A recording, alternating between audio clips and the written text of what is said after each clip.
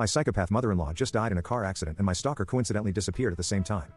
My mother-in-law and I never had a good relationship, and this was down to the fact I was from a poorer family. She has tried to sabotage my relationship with my husband since the day she met me. I wasn't good enough for her handsome and successful boy who was a lawyer, and I was a barista with a single mom. She always let me know this. I contemplated ending my relationship several times, especially when she yanked my engagement ring off my finger and tossed it into a lake when we were on a picnic. Thankfully, my husband always showed that he is on my side and I love him. A few years ago, I started getting very threatening and scary emails and texts from someone named Pax. This Pax knew everything about me. It didn't matter how many emails and phone numbers I changed, they always found me. I made several reports, but nothing happened. My husband tried everything to trace the emails.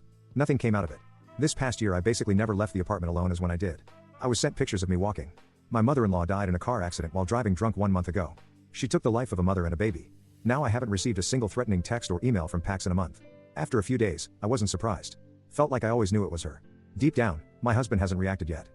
He's consumed with his grief and I don't want to bother him, especially when he bitterly told me you must be very pleased now. When we heard the news and I tried to comfort him, he apologized later and said he was just feeling guilty that he loved and chose me more, that he loved her. Now I'm waiting for him to connect the dots. Will he get it? Update. I started living like I never did before, with 10 minutes walks alone, then 15, then half an hour and so on. At first, my husband didn't notice my freedom anymore.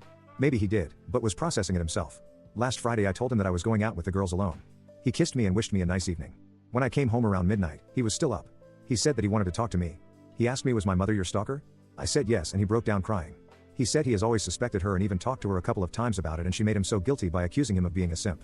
He said he noticed how I, after so many years of fear and anxiety, stopped eventually crying in my sleep, and he noticed that I haven't woken him up for a month now to cuddle me back to sleep. He apologized for never discussing it with me and never protected me from his family even though he had suspicions.